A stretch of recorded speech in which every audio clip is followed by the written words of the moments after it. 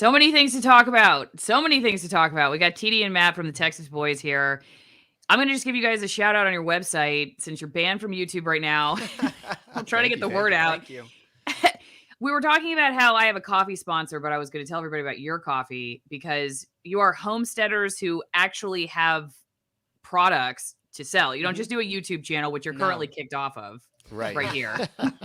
Yeah. But you have a website where you sell stuff from your homestead and from your neighbors too, right? So, okay, Yes, give us the rundown. exactly. What do you sell? We sell honey. We sell we sell coffee. We sell candles and soaps. And we try our hardest to give our customers the most highest quality product out there for the most reasonable price. So we have organic local honey from a local farmer, bee farmer, and there's like pumpkin spice honey, there's pecan honey, and then with our coffee, we have a local coffee roaster, and all of the coffee is organic coffee. It's not USDA grade because they didn't want to jump through all the hoops, but it's not sprayed with anything funky.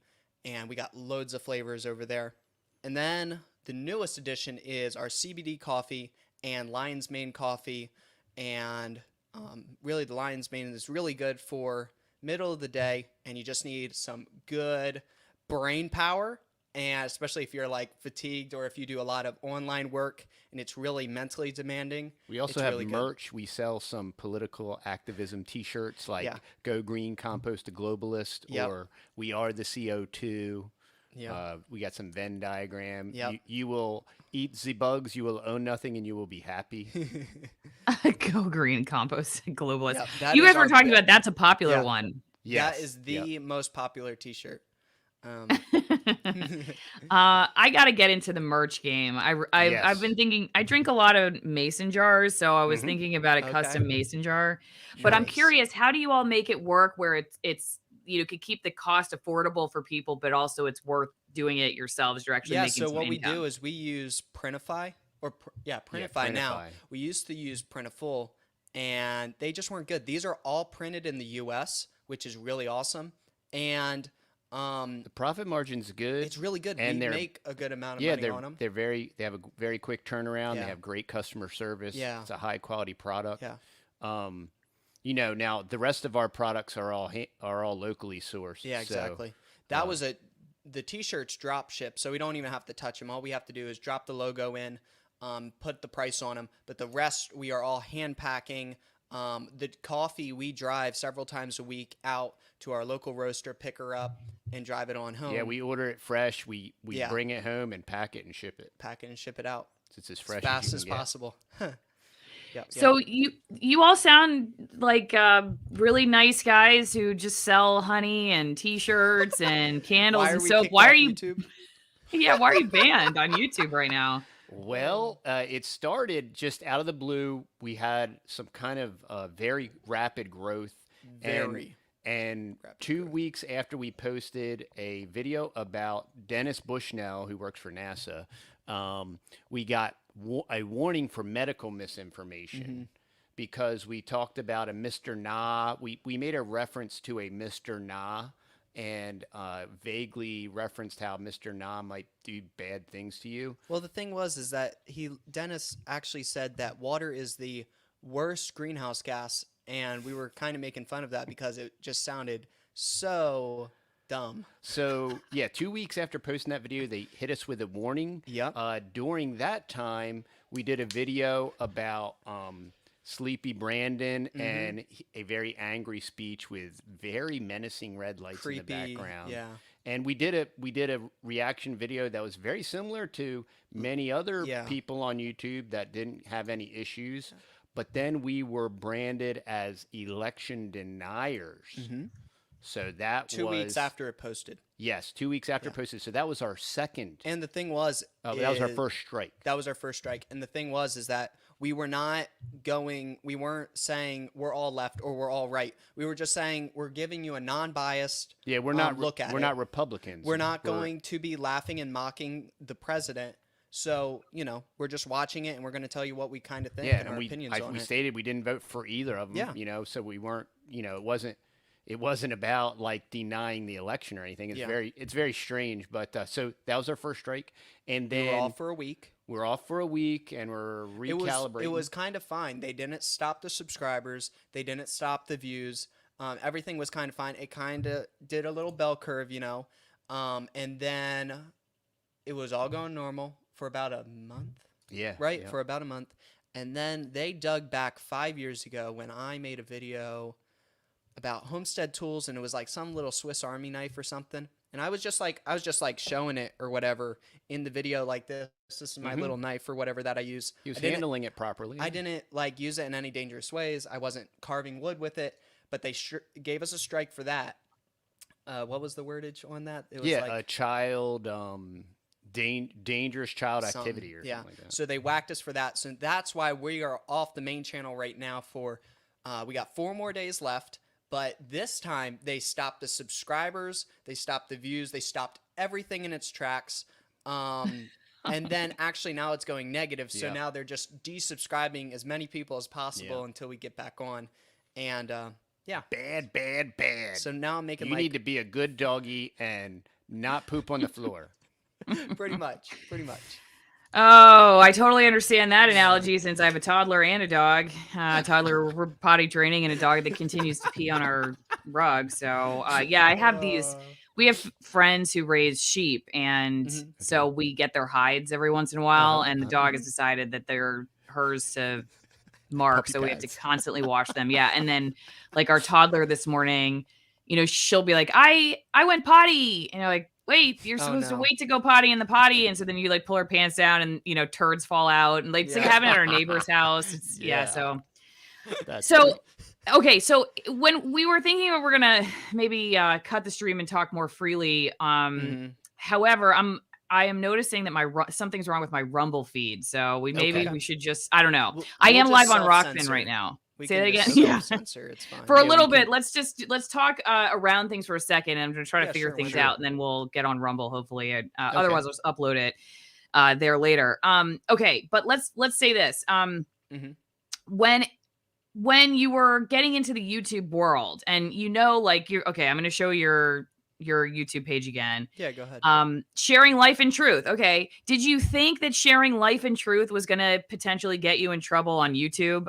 Were you concerned about that at all? Did this come as a surprise? No. I mean, we knew that we were.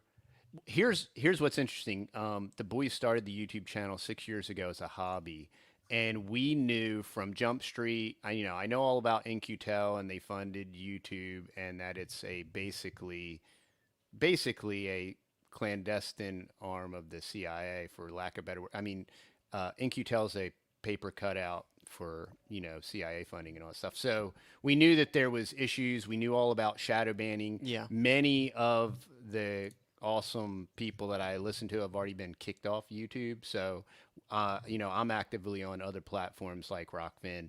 So we knew that it was an issue. What we did notice that's very interesting is they would shadow ban us all the time. All the time. Over the first 6 years. I mean, you could watch it and count it down, and it was 28 days. But then we noticed that we changed our format and started talking more topically about certain issues, and it started doing very well. Because the homesteader YouTube thing is so saturated, and everybody's homesteading, which is amazing, but everybody's posting homesteading videos, and it's just like, you can watch a homesteading video anywhere on YouTube. So it was really hard to do anything and make it worthwhile to put hours and hours and hours into editing the videos, posting them, filming them, and everything like that. So, but also we did figure out, you are not going to be able to live off YouTube revenue just because it's up and down, then they kick you off for 2 weeks, and then it goes down to zero. So that's why we started 2 years ago. That's why we started our online business, thetexasboys.com. And that's really been a great way for us to monetize our own business here on YouTube. And we have a backup channel on ODYSEE and Rumble. The problem is, Owen Benjamin mentioned this when you were interviewing about how YouTube is so utilitarian in the fact that it's so ubiquitous. You can find so many different things on there, and a lot of these other platforms are more or less political punditry Mm-hmm. and topical. So it makes YouTube such a and we've been trying to get traction on Rumble and Mm-hmm. Odyssey. We even created a Rumble channel. They said that our views would improve, but we're still not quite there yet for Yeah. whatever reason. It's just there's not the traction there or the interaction. Yeah. So that's what's really going to drive the website sales. Are you doing these live on Rumble, or are they uploaded later? They're Taped? uploaded later. I've And we're noticed a going. huge difference in live versus uploads on Okay. Rumble. Okay, Yeah. great. Because we And I can connect you with one of the folks over there who will then like put you in the podcast category, because I think they have a category that will be on like the home screen that says podcasts, you know, so they're usually longer form and Great, discussion. okay. Yeah, so consider that, because I have noticed a difference there. Great. Okay. Okay, so well, let's talk. Before we went live, we were talking about so many things, like how to, you know, get a newborn to calm down, which is like the story of our life right now. One day the car works, the next day he hates the car and the bouncy seat. Yeah, everything. So I want to know, you have 6 kids, right? There's 6 kids total. Yep. Okay. And Matt, you're the oldest. Okay. Yep. So what's it like being the oldest? And say that again. 5 boys and a girl. Wow. Where's the girl in birth order? She is the 4th. Wow. So, yeah. Okay. So that's fun. Yeah, she's actually great. the 5th. Oh yeah, what am I talking about? Yeah, she's the 5th. I get lost. I I just made them.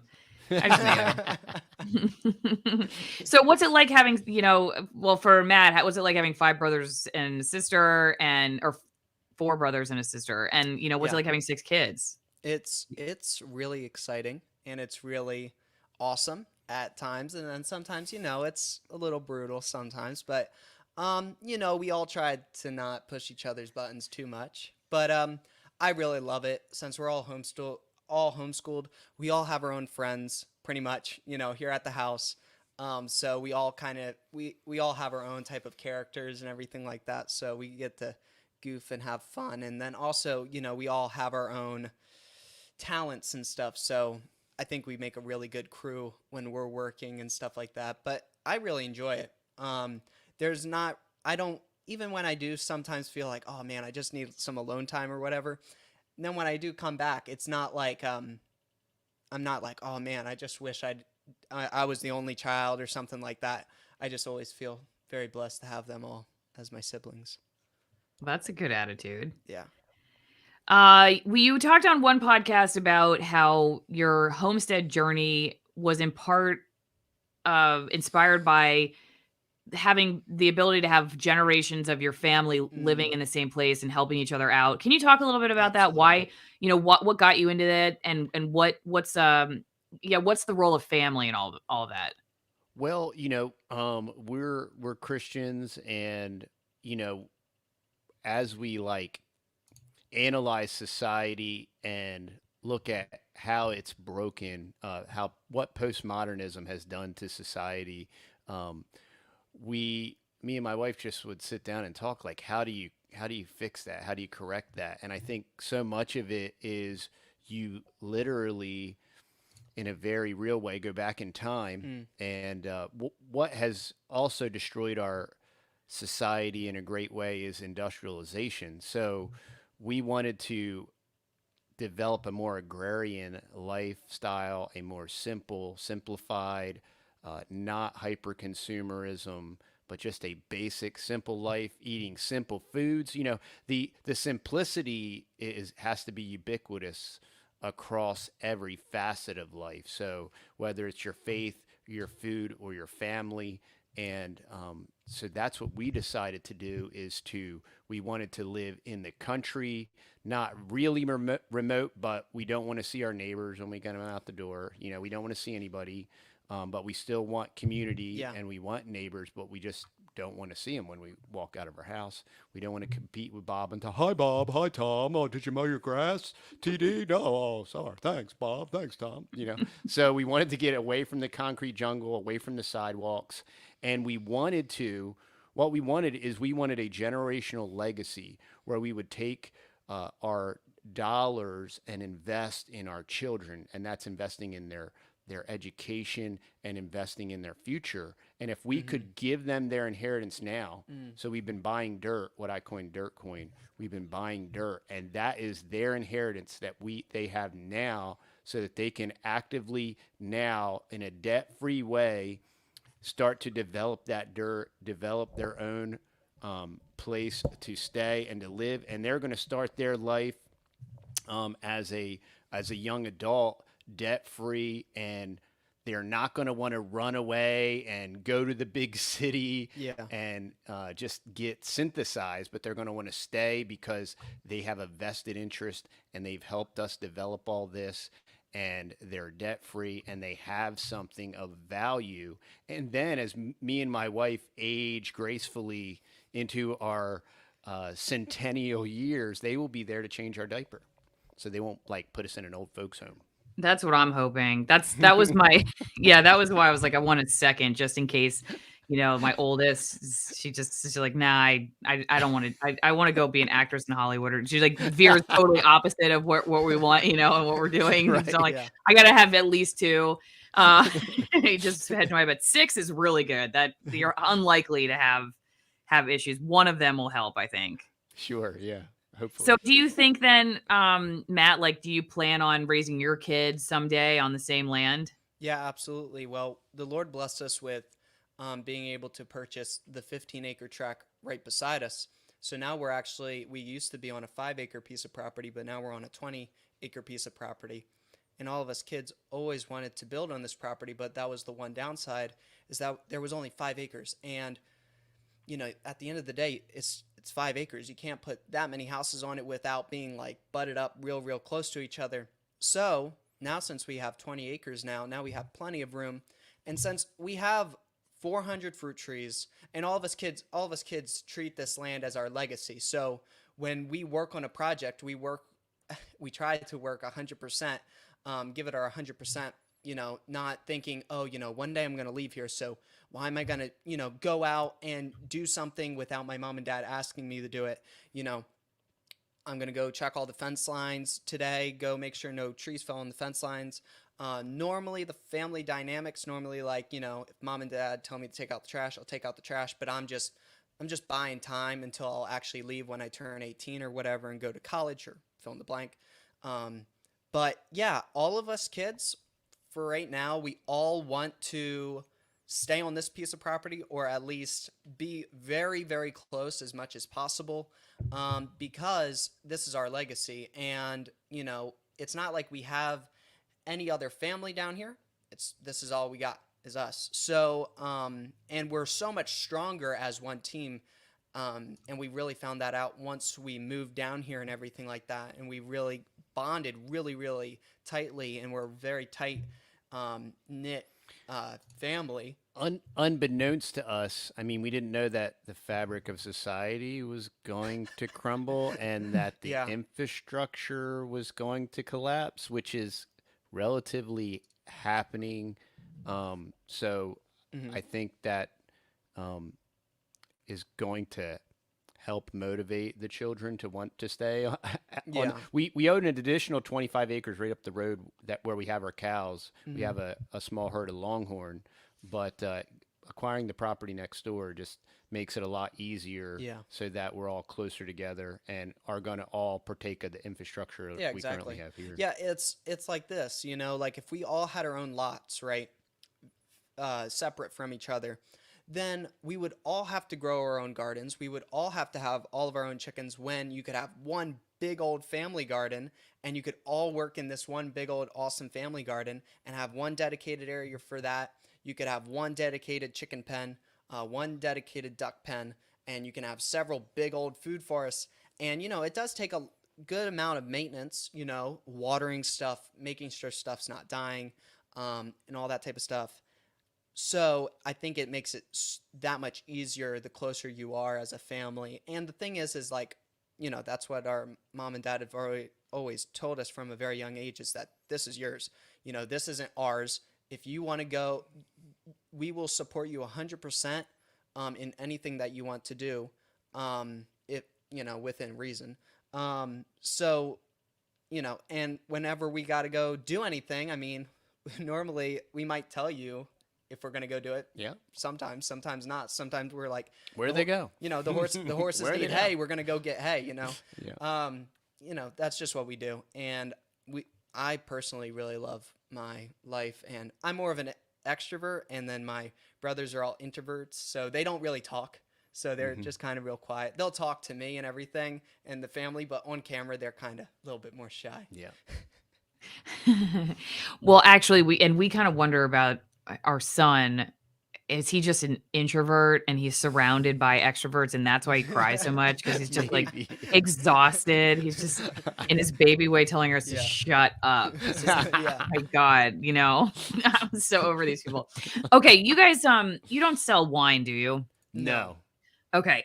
So people still have to go to AllisonWinePromo.com to get some amazing wine. So I don't want to cut into your sales. So anyway, well, I want to ask you about extremism in a second, and what your thoughts are on all this, because domestic extremism is the word of the day. It's I said with Larry Sharp the other day, if you haven't been labeled an extremist, it's really time to consider doing something with your life. You're probably still living with mom. You get up at 11 o'clock in the morning.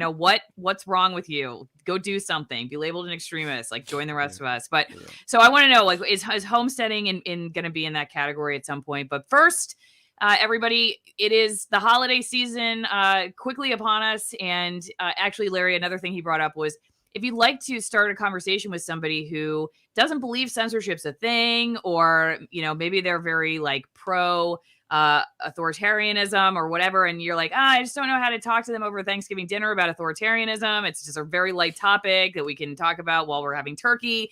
This is a great way to do it. You can say, hey, check out Allison Morrow's channel. This wine is AllisonWinePromo.com. You get 50% off the wine and 50% off shipping, and you get to support my channel. Like I said, we'll also, just saying, like, I didn't want to talk to you about it. It was only I was forcing you to talk about this at Thanksgiving dinner, but because we have the wine here, maybe it's a good idea. We could discuss what we've chosen with all kinds of things, masks, vaccines, whatever it is that you blocked each other from discussing for the last couple of years. Come together over AllisonWinePromo.com.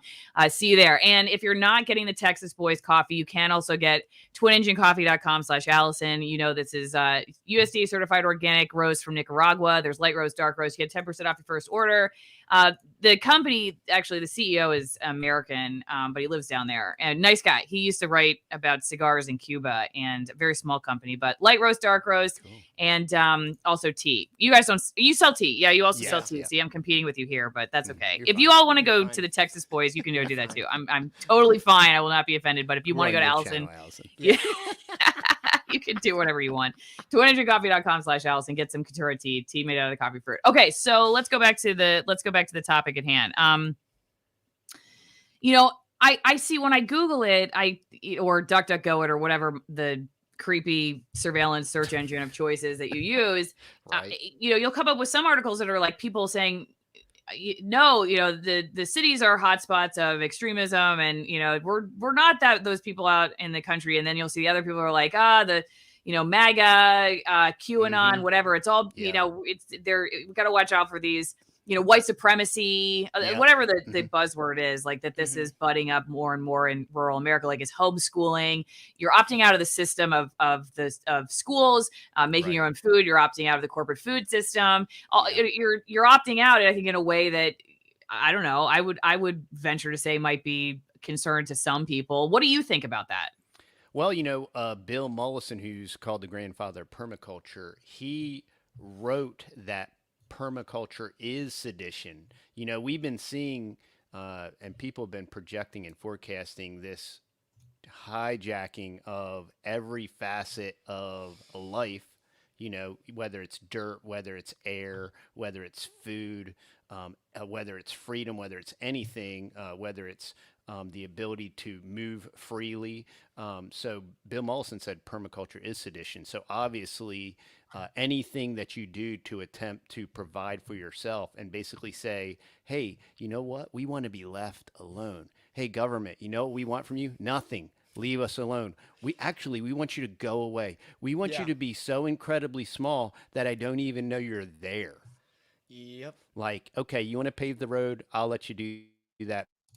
Maybe you'll do it poorly, but go for it. But other than that, leave me alone. Just leave me alone. Get out of my face, get out of my business, get out of my personal life, and leave me alone. And that, yeah, that sounds extreme because 80% of society is gimme, gimme, gimme. I'm entitled. Well, what do I get? What are you going to give me? Oh, you're going to do some UBI? You're going to put something in my bank account? Like, what do you got? Give it to me.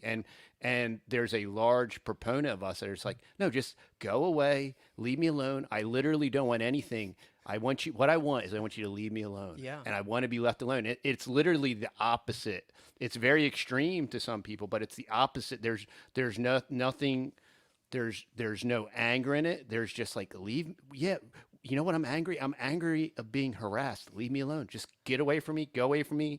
I hope I never see you again. Just leave me alone. Okay, so do you think that that's I mean, when you think about the popularity, I guess, of like you were talking about, Matt was talking about people are producing these homesteading videos and whatnot. And so do you think that it moves in a direction where, more people do it? It's like, hey, no, the folks who are passing the mandates or whatever the other sort of policy is that we want everybody to follow, do they say, well, that's okay if these people just kind of want to be left alone and, they don't necessarily, or do you one think that they're like, oh, they're going to be these ne'er-do-wells who don't want to participate in our rules that are here to whatever, keep everybody safe, or I don't know. I'm just curious. Like, I mean, maybe it's hard to get into the minds of folks, but like you said, I mean, we're a very divided country right now. And I see sometimes like my old industry of TV news doesn't do a very good job of reporting on, especially rural America, mostly because they're all in big cities. A lot of TV reporters, especially, that's how you move up in the world. So And you you nailed start the in a small problem. The market. problem is the big cities. They're stacked high and deep. They're synthetic. They're artificial. They're completely and complicitly beholden to infrastructure. They're beholden to somebody else that has to come get their trash and has to come bring them their food and has to do everything. And as soon as that infrastructure stops for 5 minutes, everything collapses. So a lot of it, unfortunately, is it's a type of jealousy where like, well, I can't do that, so they shouldn't be able to do it either. And that's a large part of that schism and division.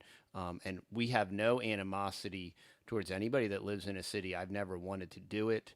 I don't even want to visit cities anymore. But it's, that's a large part of the issue is that city mentality is it's a psychopathy. It's a psychological, it creates a psychological schism that people can't, it's cognitive dissonance. They can't allow, like, everybody's got to think like them because they are kind of a collective. What, Matt, I'm curious, for somebody your age, you're 17, 16, 17? Yeah, 17. Okay, 17. When you talk to 17-year-olds, what do they think about all this? You get like 50-50. Well, maybe less than that. Normally, some of them are like, oh, that's really neat. That's pretty cool. I wish I could do that. And then you got a lot of them that are just like, that is way too much work. I don't want anything to do with that. So that's kind of the response that I get from my generation, which, is they got a phone. They are way over stimulated, and it's just like ADD, TikTok, and their brain needs to perpetually be stimulated, and they always have to have the dopamine like perpetually running through their veins. So, I mean, like, all of us kids, we never get bored. Like, there's never a day that we're like sitting around and being like, we are bored. What are we going to do? There's always something to do, something to always keep your mind kind of busy, but nothing that's just going to be like stimulating or something like that, like a video game or something to play. It's just going to be like, you want to go not be bored, go cut down a tree or something, split some wood. Mm-hmm. The reality is, food used to be 80% of our expense, until the industrial age. And the reality is real food is going to either cost you a lot of money or a lot of time. And that's just the reality. There's no shortcut to it. So if you want healthy, organic, grass-fed, it's either going to cost you a lot of money and you're going to outsource it, or it's going to cost you a lot of investment of sweat. In our local store, just a plain Jane OG turkey is $100 right now.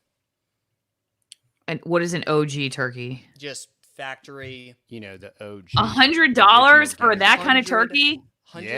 Just like a butterball. Yep. No. Nasty. At Walmart, Gross. right? Wasn't that at Walmart? Yeah, I think that was at Walmart. Yeah. What? I just paid $125 for my local pasture-raised turkey from. That's a great price. That's a good price. That's awesome. I was thinking to myself, gosh, $125. Okay, but dang, $100 for butterball. Yeah, nasty. So I should give them a tip. You're saying I should give them some extra money. Yeah. Wow. That's okay. So that kind of brings me to one of my other questions, because last year around this time I did a video about getting our turkey, and I had some clips of the folks Ramstead Ranch out here in Northeast Washington, who raised them, talking about it. And when I was looking at the coverage in the media about Thanksgiving at the time, inflation was the story, and so the talking point on NBC was, well, just don't have turkey then if it's too expensive. Have lasagna or pasta or whatever, like do something cheap, and then you'll have fewer friends will come over anyway, and then you'll save even more money.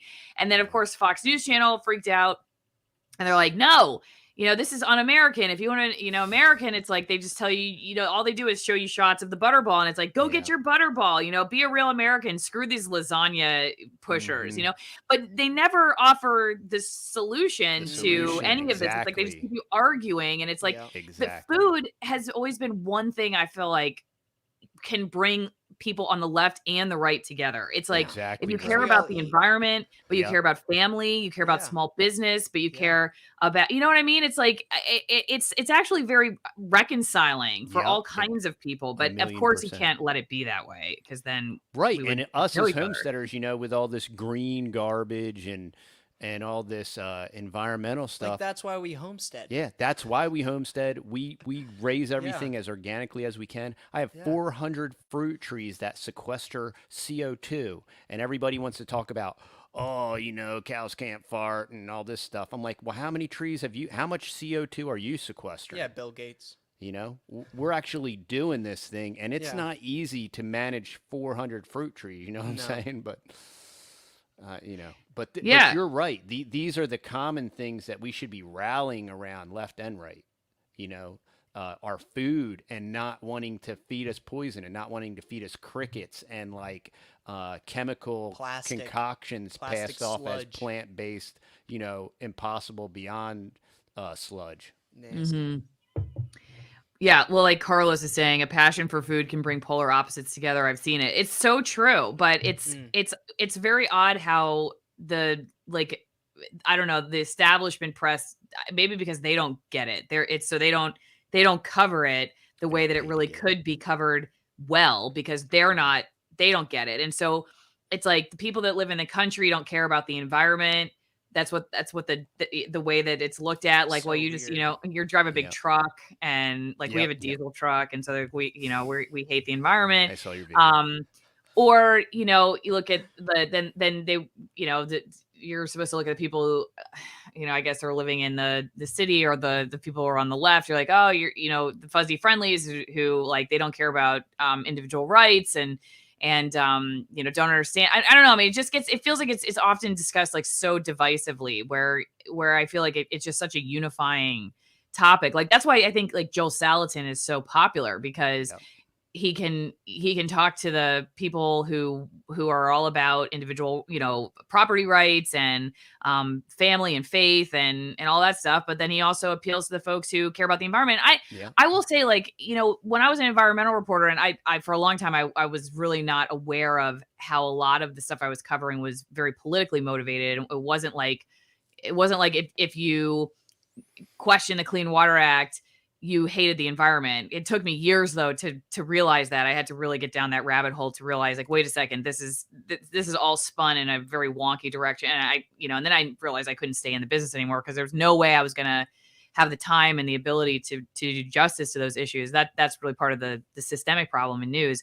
But I did see how that kind of, I don't know, and I don't even know who was behind that. Like, it was the politicians or the nonprofits that, I don't know. It was just very weird because I as somebody who's then started to get really into, like, has read a bunch of Salatin's books and agrees with you guys about the whole, like, being left alone thing and just kind of wanting to live your life, but also really cares about the environment. I always felt very politically homeless because I didn't fit in I wasn't really a Republican, because if I talked about caring where my food came from and that kind of stuff, they'd often look at me like I was a hippie. And then if I talked to the Democrats about, my husband's got firearms, or like, we want to live out in the country and, we don't think people should be mandated to do this or that or whatever, then they would think you're an extremist right winger. So I never really had, a political home. Del Bigtree talks about that, over the whole, vaccine stuff, that he's, politically homeless because he cared about the environment, but at the same time, believed in individual rights. So, and I think we all feel like that because the uniparty has, if you don't hit these talking points or these talking points, I don't know what you are. You're outplaced, and you're marginalized, and you're an extremist. You're a homesteading extremist, Mm-hmm. Yeah. Okay, well, before we cut the YouTube stream, any final thoughts for the YouTube crowd about what you guys have dealt with? You're going to be back on in a few days, but anything is going to change in the days to come? What we're going to be doing is we're going to mock them probably quite a bit. We like doing that. We're going to make a funny video, and that's a good way to do it. It's going to be hilarious, and I don't want to give it off too much, but we're going to get woke for a little bit. For our first video back, we're going to be wokeified. But anyway, what we're going to be doing, and I know we got a couple subs on here. Carlos, thank you for being on, buddy. And I think Texas Farmer. Yeah, Texas Farmer and Curly Q were on.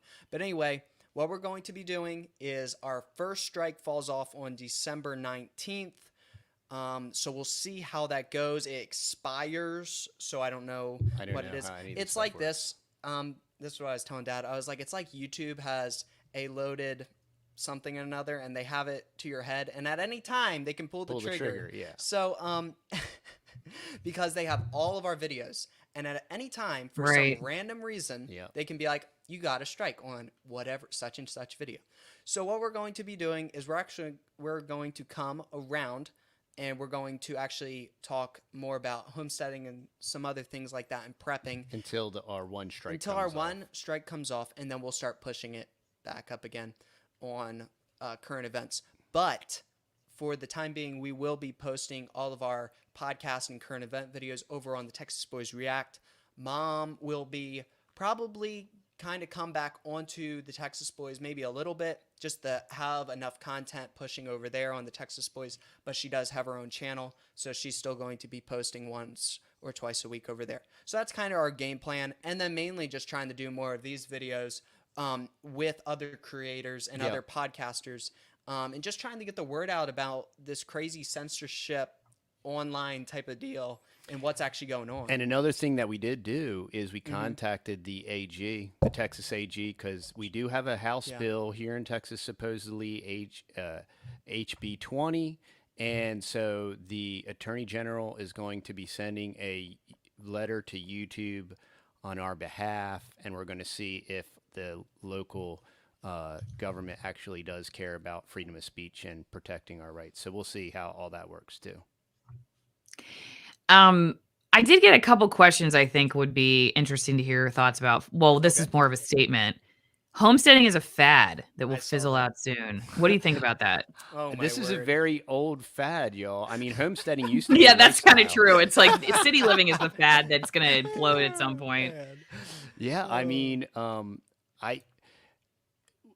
what's the alternative? To go back to the ghettos and the cities and stack high and deep and eat the bugs? Absolutely not. the alternative is to go to the concrete jungle and eat the bugs from the factory. That's the alternative. So I'm not going anywhere. Okay. How do you think healthcare should be paid for, independent of government? I'm going to tell you exactly. I'm going to tell you the same way that we pay for healthcare. Oh, we please. are part of Samaritan Ministries. Okay. And I just had not sponsored. No. I just had a shoulder procedure, a scope, right? And so it cost me like $14,000 or $15,000 to get my shoulder scoped. Then I got the shoulder of an 80-year-old, and I'm beat, Literally. and I need a shoulder replacement. So I got my shoulder scoped. Bad news, it stinks. So then I found a super cutting edge stem cell guy in Dallas. And I went to meet him, got a consultation. He said, well, we can prevent a replacement and we can shoot you with stem cells. Now, the thing is, health insurance doesn't cover this. They call it experimental and blah, blah, blah. Well, guess what? Samaritan Ministries is going to reimburse me my $4,500 for my stem cell treatment. Awesome. So that's how we pay for health care is because if you look at healthcare billing, okay, the healthcare bill for my original shoulder procedure was $120,000. It actually cost $14,000. I paid for that out of cash. I was reimbursed. It cost me nothing in essence, and now my stem cell treatment is $4,500. I paid for it. I submitted for reimbursement. I'll be reimbursed for it 100%. And so our needs are met, and it's community based, it's community based. So that is the solution is community. We have Christian healthcare ministries. I did not hear about Samaritan before we chose them. Did you look into them? Was there a reason you chose Samaritan over another one? We did. We were with Medishare, and I didn't like Medishare because it was too insurancy. And then the second one we found out about was Samaritan, and we've just been with Samaritan for forever. But we do have friends with the Christian. The one that you have, I have several friends with that one. Yeah. Do they like it? Yep. Yeah. It's all three of the sharing programs. Even Medishare is great. Had great experience. But we've been with Samaritan for like 15 years now. So and nice. We break something every year. Yeah. And so we're constantly I do something to my body. getting major procedures done all the time. Fall down the stairs, dislocate arms, break ankles on the growth plates and all something. Yeah, I mean, I can imagine if you were to have to buy traditional health insurance for a family of 8, that would be insane. Even after Obamacare, it's insane. Yeah, I got fired from my job over my podcast, so we had health insurance through my job, and so we lost our health insurance, and we had to find new way to, pay our healthcare bills, and this is our first time now. Maternity care and the hospital bill and everything. This is our first time having expensive bills and submitting them for reimbursement. So I'm just, I'm bracing. Great. I hope you're it works. Be pleasantly surprised. Yes, you're going to be very. I mean, we've been doing this for 15 years. We send out our share every month to another family, and it's such a great concept and philosophy, and it makes you feel really good. I mean, especially if you have certain moral convictions, because when you're participating in healthcare, you're helping all, if you have a problem with abortion and different things like that, you're actually subsidizing and helping fund that. And with Samaritan or a sharing program, that's not happening. So it's also good for your soul and your conscience to participate in a community type program. One other really positive benefit that we learned too was they don't have an in-network or an out-of-network deal, right? So you're not like, I have only these doctors that I can choose from. You can choose the doctor that you want. And in our case, we were in Oregon hiking when my water broke, because we're just those kinds of people that hike at 37 weeks pregnant. So we ended up, having the kid there.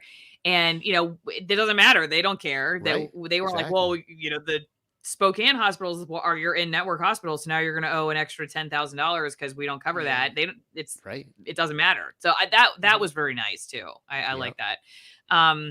Okay. Well, so let's see. I know. I had one other question too from locals. And don't forget, everybody who's watching, that you can support my work over on alsamar.locals.com. You guys should consider being on Locals. You would probably do pretty well over there. I had a locals rep reach out to us, so maybe I'll respond. Oh yeah, it's great. I mean, you can set your subscription monthly to whatever you want, and what's helpful for me, it's like Facebook meets YouTube meets Patreon. It's great, but I really get a lot of story ideas from them, and then put questions in ahead of time for interviews. The audience can, and that's always great because I think it helps the conversation. They have a lot smarter questions than I do. But somebody was asking about Monoculus, wanting to know if that, in addition to the YouTube strikes, if you had any issues with payment processors, or like, would you ever be concerned about that? You know how PayPal has their misinformation policy, which they brought back. You know, if everybody thinks that PayPal got rid of that, they actually brought it back. So it's a thing now. You can get fined $2,500. Yeah. So I'm curious, like, you know, have you had any issues with that, or are you concerned at all about that in the future if you continue speaking out about stuff? We're definitely concerned about it. Yeah. You know, we're definitely concerned about it. We ditched PayPal as an option on our website. We use Stripe. We know that there's some problematic stuff with there. We're aware of parallel economy. And we're aware of, there's a couple of different providers now. There's Wise. So we're working with the website provider to offer other alternatives, because it will be an issue. It's not an if, it's a when. Yeah. You know, just ask EA. They'll debank you. Yeah, it's a little nerve-wracking, but I feel like the solutions are coming, so just have to stand by. You know, that was another, I'm glad I thought of that. Somebody else asked about how a lot of homesteading channels are kind of, well, not a lot, but some, you know, they gain a lot of traction by fear-mongering. It's like the world's going to end, everything's going nuts.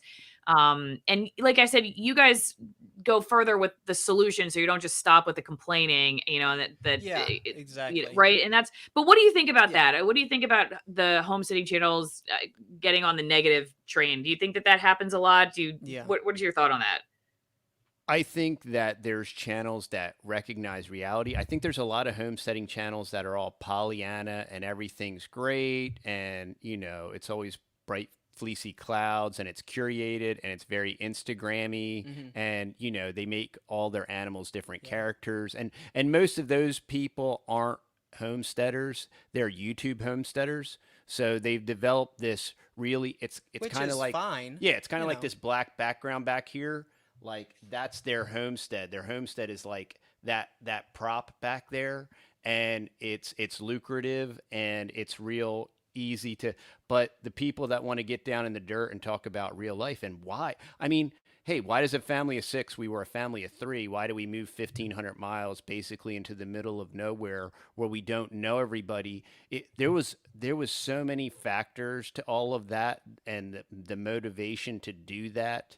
And that's what we talk about on the channel. All these different things that, you know, that I talked about 8 years ago are now coming to fruition. So the only way we're going to find solution is to talk about it. We can't pretend, you know, like my father-in-law, and be like, just turn CNN on, and between that and the Weather Channel, and everything's great. How you doing, son? No, those aren't chemtrails. No, that's natural, you know? Yeah. So, you know, oh God, that must be an interesting you got to be real, you know?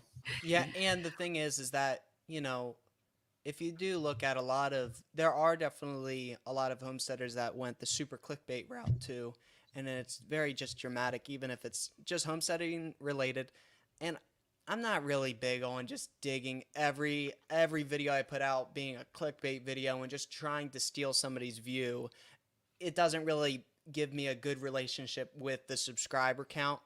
So we, you know, like we've said before, you know, we try our hardest to come full circle around. We'll talk about the problem. We'll talk about the solution. We try to always end it on a good note most of the time, if possible. We're always joking. I mean, you got to keep it light. You got to laugh about it. Or you'll cry. You'll laugh or you cry, you know, and it's just all part of the dialogue. We have to have a conversation. There has to be a dialogue. We have to, you know, there are no weeds. There are no weeds. There are no weeds. So, you know, somebody's got to pull the weeds, you know, and that's just. Yeah. And we need to talk about this stuff, because if we don't talk about it, they'll just keep pushing. And there's 2 solutions. You know, the one solution is, and I don't know if we should talk about this on YouTube, but you can cut the stream if you want. Yeah, we can talk about if you want to cut stuff. it. We can talk about the stuff and what they want, and then the solution to that is the discussion. Okay, let's do that. If that wasn't cryptic and tease enough for you on YouTube, I don't know what is. So we'll see you all over on ROKFIN right now, and I'm going to try to get the Rumble link up soon. Bye, everybody.